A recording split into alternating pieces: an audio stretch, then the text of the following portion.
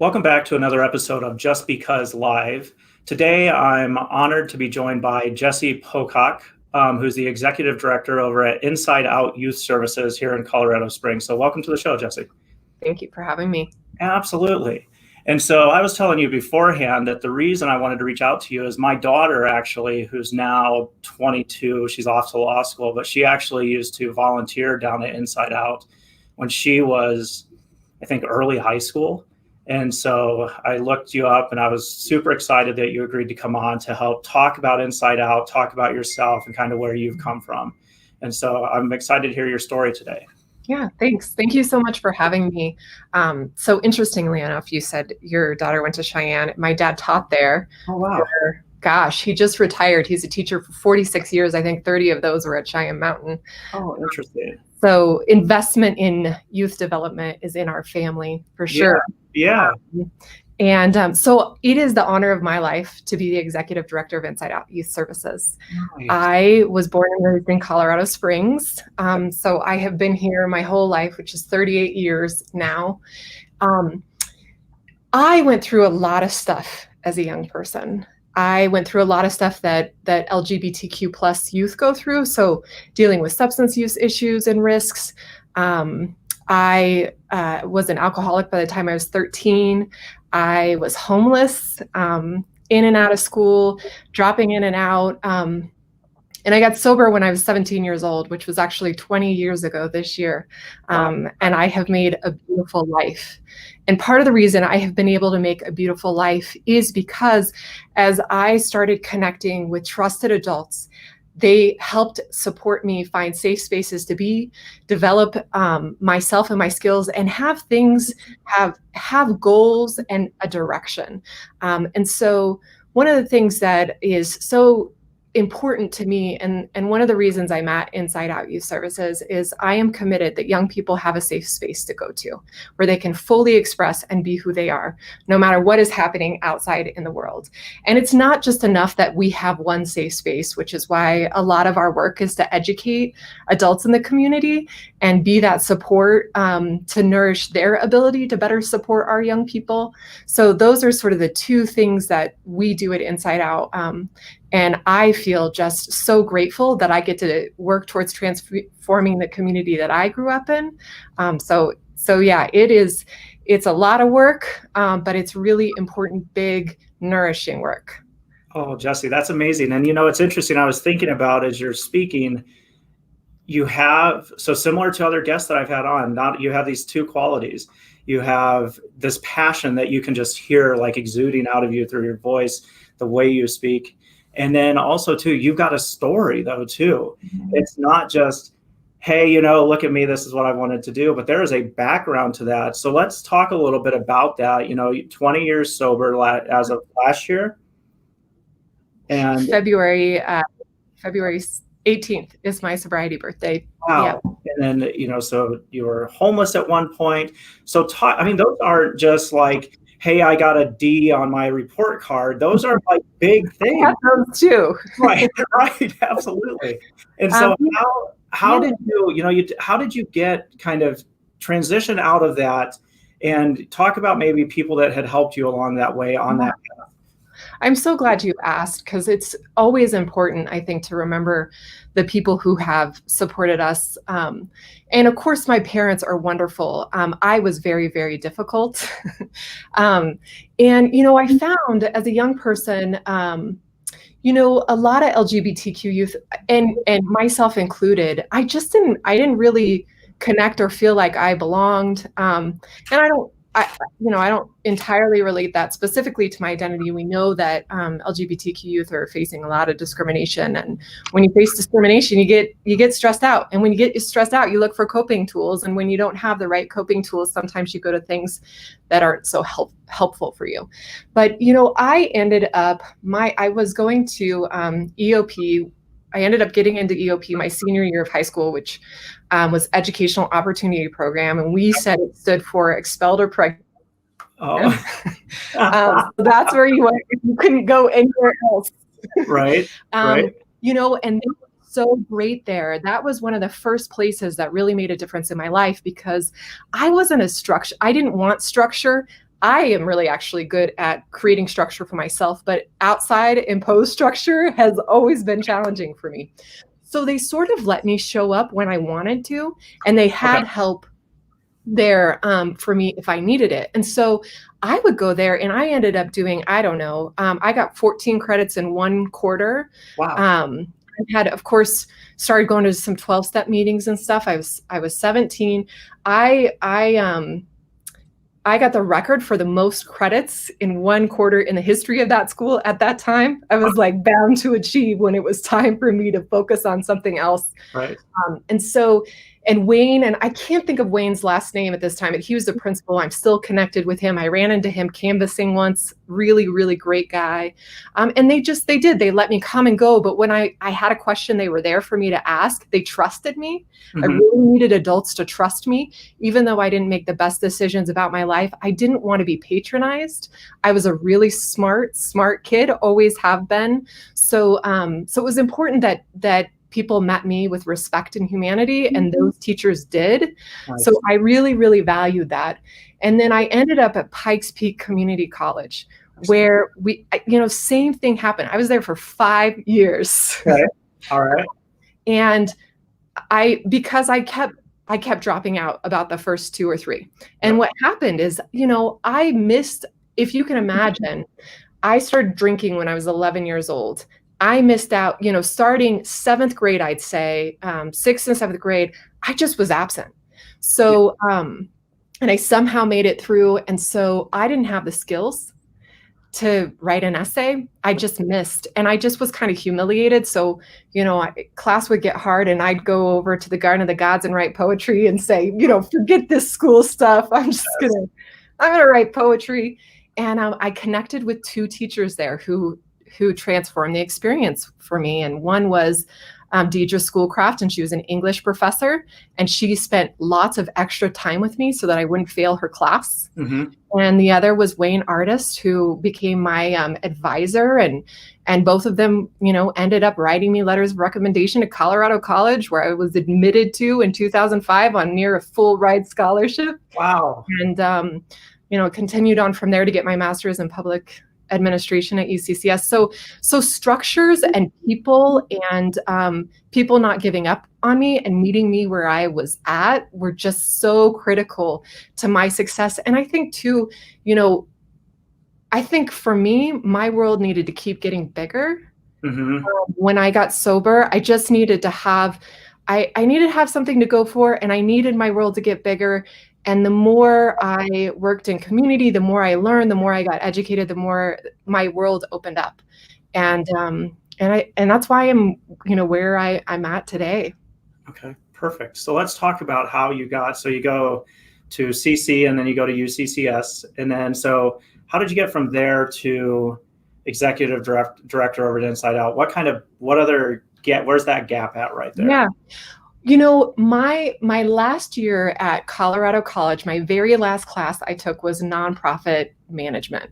Okay. And I was a sociology major. So I have always been about liberation. That has always made sense to me. I think, some of it is just, I'm a bit of a renegade. And so I was a sociology major, and I took this nonprofit class, and it just made sense to me.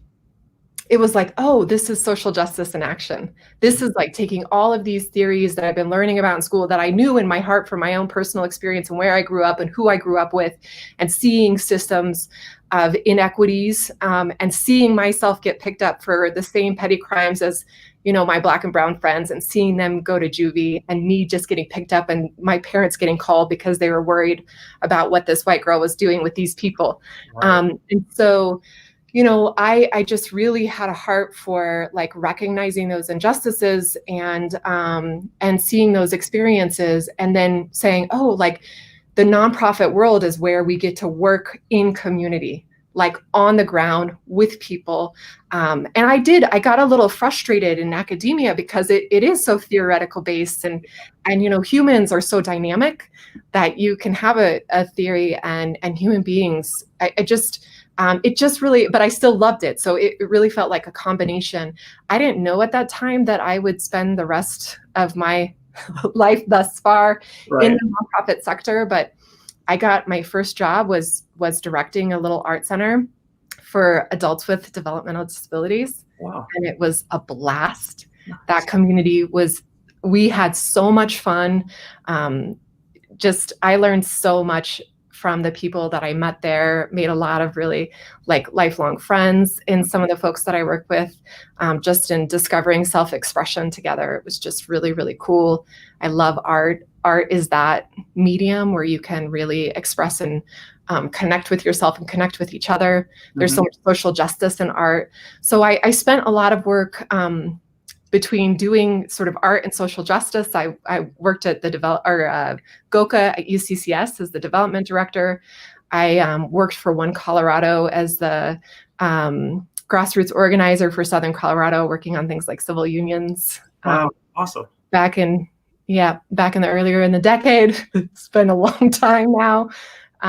So all of that sort of led to this position here at Inside Out, which felt like, and of course I ran the LEAD Foundation, which was based out of Cheyenne Mountain High School, Yeah. just as an interim director to support a program my dad founded, which helped young folks with mild learning disabilities learn the neuroscience behind their disabilities so they could advocate for themselves and sort of understand that it didn't need to be a barrier to things like college if they could figure out how to sort of manage it. So really, really love youth development, love social justice, and love art. And the nonprofit sector you can get involved in all of those things. Right. Oh, that's amazing. Okay, so you've had this journey, and then now you end up over at Inside Out.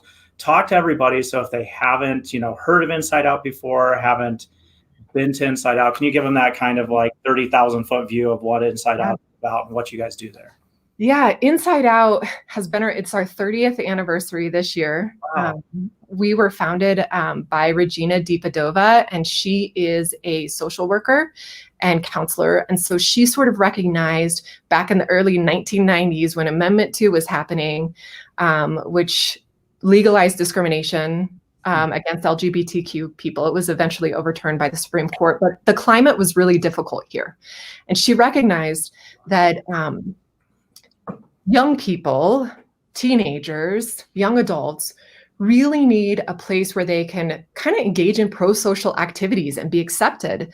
And so she worked with the health department at the time to create kind of a peer support network where LGBTQ young people, teenagers could come together and meet each other and have healthy interactions and have a supportive adult who can kind of show up for them and normalize their identities a little bit so they don't feel so isolated. So it really started off as these support discussion groups. And now we have a community center, and the community center has peer support groups running, weekly. So we have things like Transformation, which is for transgender, non-binary youth, ran by transgender, non-binary adults. So it's got that connectedness. So we've got that. We have a clothing closet. About a third of our young people are experiencing homelessness. So really, really high rates of poverty and food insecurity.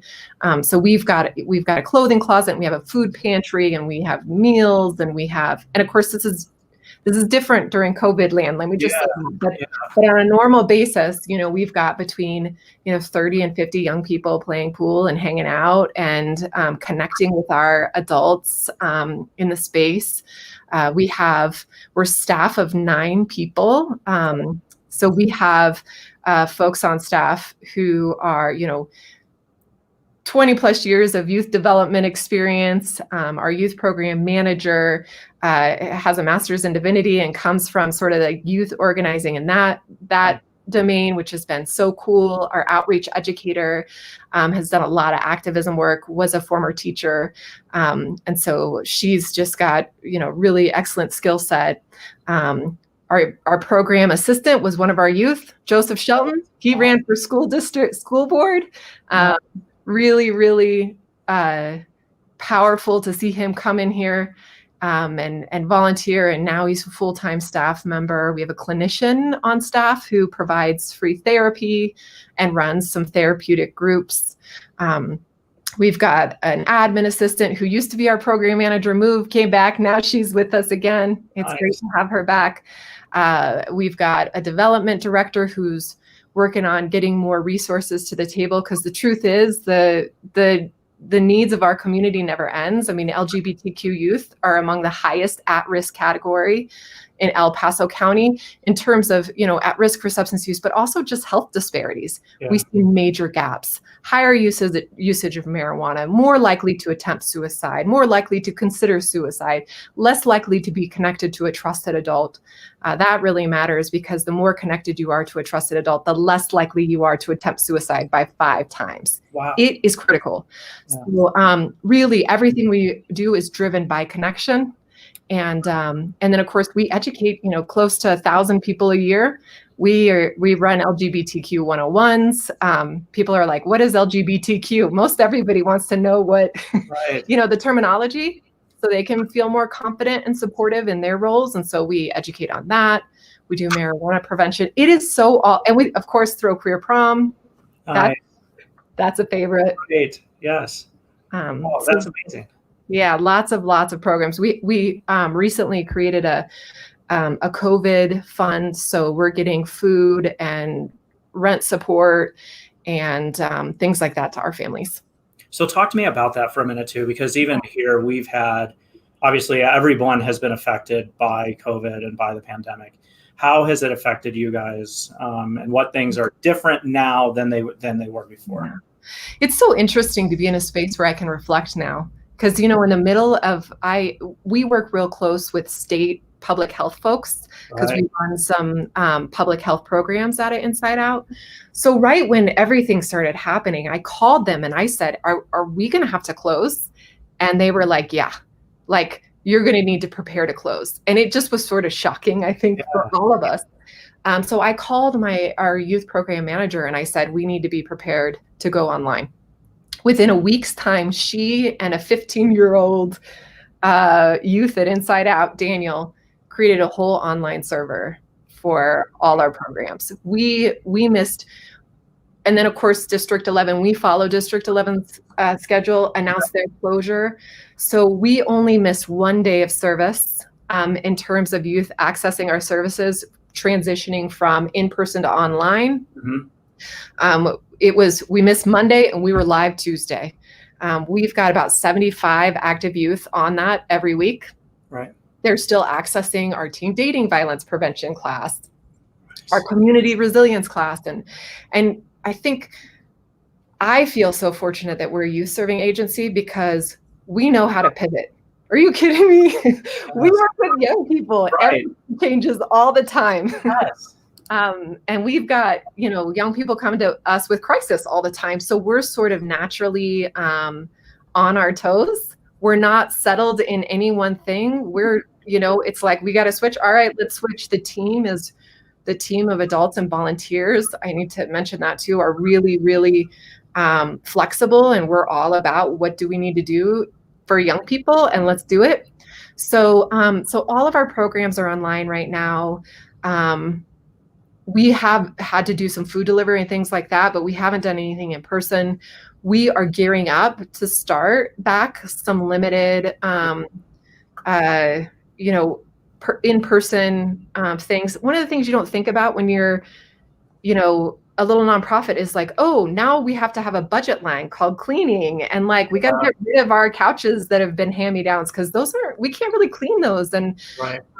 We've been fortunate because some foundations have stepped up to help us get cleaning supplies, masks. That's another thing. We can't expect our young people will show up with masks. A lot of them are living in camps. So we need to have something we can provide to them. Mm-hmm. Things like that. So it's been an uncertain time. It's obviously so hard to not have in-person programs, especially when you know that you are the chosen family. And this is where we've got a lot of young people who are isolated in non-supportive homes. Yeah. We know that their risk of suicide is already significant, but we are making the changes as we can. And our young people are still reaching out. So that's a really good sign to us, but we're excited to get youth back as safely as possible when we can do that safely. Absolutely. Yeah, let's talk for a minute too, because you mentioned isolation a couple times, and I want to talk about, I think these days we all talk about how if it's Facebook, Instagram, Snapchat, TikTok, we're all actually connected, and I use connected loosely, more than we have been before. But the reality in a lot of ways is we're actually probably a little bit more isolated than we have been before because of those connections. Yeah. So can you talk about maybe too, for a youth that might, kind of be struggling on feeling connected, how you guys help that feel outside of like the internet? And obviously all this is outside of COVID, just normally, in a normal non-pandemic world. What does that look like? Yeah, so really it looks like building trust and relationship. And I think too, back towards what I was talking about, like we all want people to show up with respect. Like we want to feel respected. Mm-hmm. And so, young people showing up at our site, it's so critical that they feel respected. And so the way that we do that is it takes a lot of time. Like, games, that's, whenever we're like, how do you build relationships with young people? I'm like, go get some spoons and say, let's play spoons. And like, everybody will be weird for the first minutes, but then everybody's laughing and falling over on the floor. So just go with it. But I think games are playing video games with them. Just like kind of meeting them where they're at in their interests, being interested in their interests. Right. And eventually what happens is you're playing a game together and they start talking about what's going on. That's interesting. Yeah. And it can be anything. You name it, we have heard about it at Inside Out. Everything from young people who have been sex trafficked to neglect and abuse to substance use issues. We have, one of the things we fundraise for is to get Uber rides to get young people to treatment facilities, to get them to hospitals when they're showing up sick and they're living on the streets and they've got no, way to get anywhere. Yep. So yeah, you would be so surprised by the things that show up at our door. We just meet them where they're at. It's interesting. I was actually on a call with somebody yesterday, and he said the same. We were talking about our clients and, and how we can help them. And his big statement to me was, you need to meet your clients where they're at. Instead of, I think a lot of times, if it's a business, if it's families, and even as parents, I talk about this with my partner quite a bit. I've got 2 daughters that are a bit older. He's got kids from 2 to 16. So he's got a whole gap. And there's always that transition from when kids are toddlers, it's whenever they're in junior high to high school, and that kind of transition as they're getting older. And even now, me having adult kids, what I call adult children, is still, trying to figure that out. And what I tell people is having adult kids, it's never what I thought of up here. It's totally different. Because they're their own people. And the story or idea that I had in my head of who they were going to be and things. I mean, they're great, but it's different. And so you have to, at least as a parent or, and you have to learn to accept that and be positive and promote that. I can be thankful that I have 2 kiddos who are 22 and almost 24 that I can still text, in the middle of the day, that we do whole, just meme texts throughout our text chain. And it's one of those things that's trying to figure out then as a parent or, or somebody that's in their relationship is how do you kind of transition? So not only with the kiddos, what do you guys do whenever you talk to, parents of youth? How do you guys help them through that? Yeah, we have we have we have a trans parenting support group, which is for parents of transgender and non-binary youth. And it's ran by a woman who is a parent of a transgender young person who is also a young adult now, I think in the same age range as your children. I think one of the first things that we just honor and recognize is that it's news for, like, their young person has been thinking about this forever, but by the time they get to tell their parent, it's new news sometimes. So they have to have that period of sort of like coming to terms and sort of honoring that process for them too, separate aside for what we do for young people, because Right. again, people want to be met with respect. So if an adult shows up and says, I'm not there yet, you have to meet them where they're at and help them get there. And I think one of the things that, all parents really want for their kids is for them to be healthy and happy, right? Like there's some common things we know that parents want for their kids, and it shows up in different iterations. But like you said, even with your kids, you've had an idea of what it might look like. Now it looks really, really different. Well, I think you've got parents who have trans kids that come, and they're feeling that, big time. And so it's a matter of sort of honoring that and letting them know, look, the truth is, if you are supportive of your kid, you're going to have a lot healthier kid. And just sort of connecting them in on the reality. Parents who are accepting their kids are 8 times more likely to attempt suicide. It's, unfortunately, it's what's truth. And again, it's so important to reiterate that these risks are not because LGBTQ youth, there's something inherently wrong with them. It's because they're facing discrimination and lack of acceptance in their lives. And that creates problems. And so getting a parent to know that, like, we know this is hard. We're going to stand by you while you work through it, but just know that your efforts towards continuing to unconditionally love your child is going to be really important. And then we get into the place where, after time, parents become not just like accepting, but they're supportive and affirming. They turn into people like Danette running our group, where they're so proud of their young people. They're advocating for trans rights, things like that. Oh, that's great. Oh, that's awesome. Okay, so then let's talk for a minute. We talked a little bit about how my youngest is just starting school up again, and school, it doesn't look, like it used to right now, at least to start the semester. And so you guys working with a bunch of youth, where we might have, family lives that are in flux, like you talked about, with homelessness or other issues that they've got going on, right? Mm-hmm. But then also, and we always looked at school as hopefully being a place of structure and a place of just normalcy. What are your thoughts, and kind of what are you guys, kind of doing to kind of help the kiddos cope with that flux with the education system right now as it's coming forward? Yeah, I mean, I think it's the same thing, here at Inside Out, is that, young people are coming here to get grounded, right? Like life might be really, really difficult out there no matter what, or, and I think oftentimes for our young people, I should distinguish that school is actually quite stressful for them.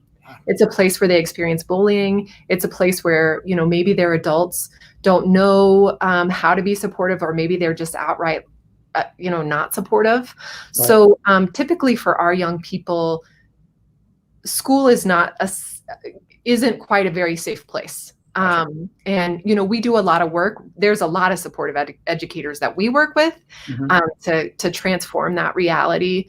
But a lot of times for our young people, they're coming here after school to decompress and to get that support and that kind of,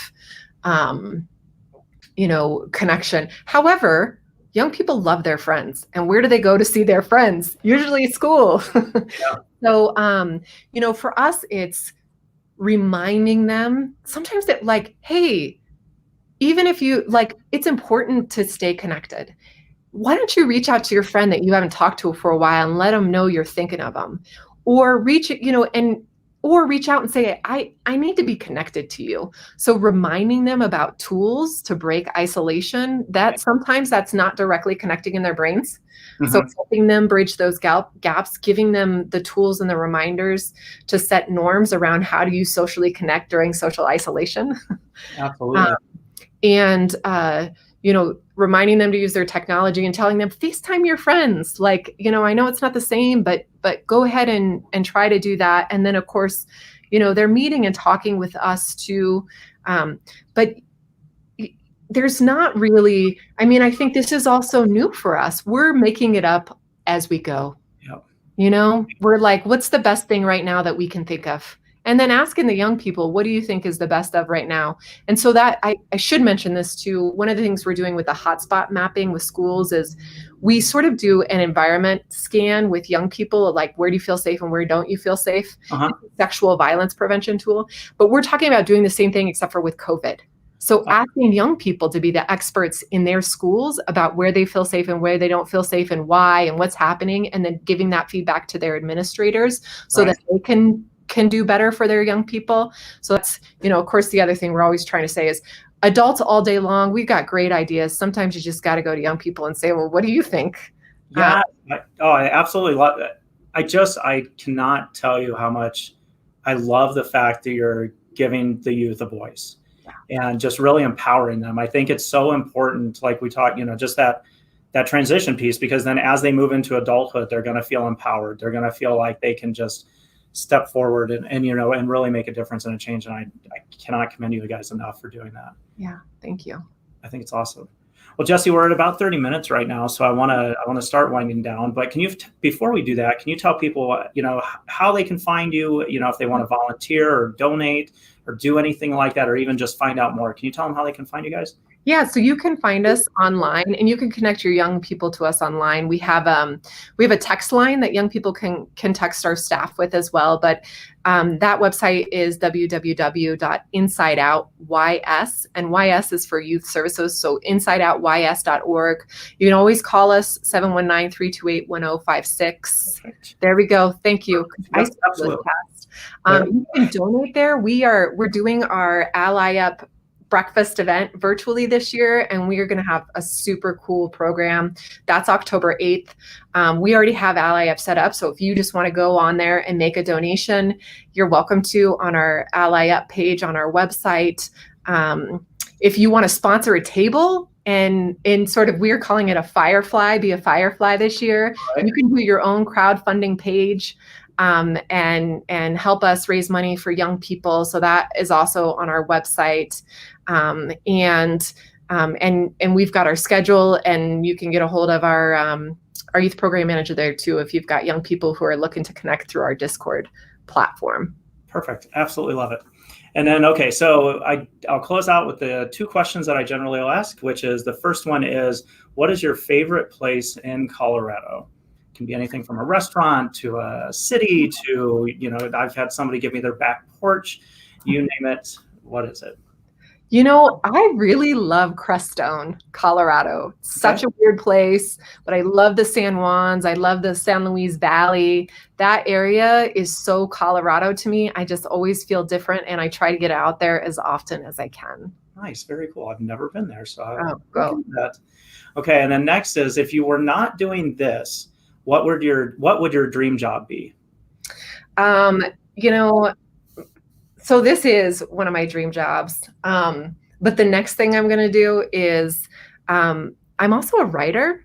And so I write a lot of nonfiction and poetry. And so my dream job is to have a writer life. So after my community work, I'm going to move a little bit towards the internal sort of writer life. Okay. And you said it was nonfiction and poetry? Mm-hmm. Okay. And what kind of nonfiction? So I'd like to do memoir, personal essays, lyrical essays. Yeah. Very cool. Yeah. So I take a lot of poetry classes. I'm in a poetry collective this year, so I have a manuscript that I'm working on this year, and should be ready to publish by June. Oh, that's so cool. Yeah, my youngest daughter actually did poetry out loud for a couple of years over. Nice. Which was it was pretty interesting experience.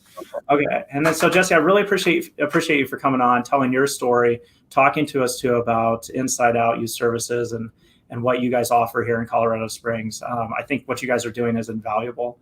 I think the help and the joy though that comes from just hearing you, like I said in the beginning, I think it just exudes out of you, and it seems like I knew that when you were going to say dream job that this is definitely one of them, and so I'm glad you're where you're at. And so for closing then too, I'm going to leave you with the last word. Just any thoughts that you have right now that you'd like to leave us with, and then we'll close out. I think it is so important right now, just in terms of like the world is just so uprooted. I think it's so important to be connected, even for us adults. Be connected, reach out for connection, reach out to people that you love, even if they're not reaching out to you, to be a source of connection to them. So that, I guess that's really would be my word is connection, connecting, seeking connection. Absolutely. I love it. Jessie, thanks so much for coming on today. Thanks. Yep. Thanks for having me.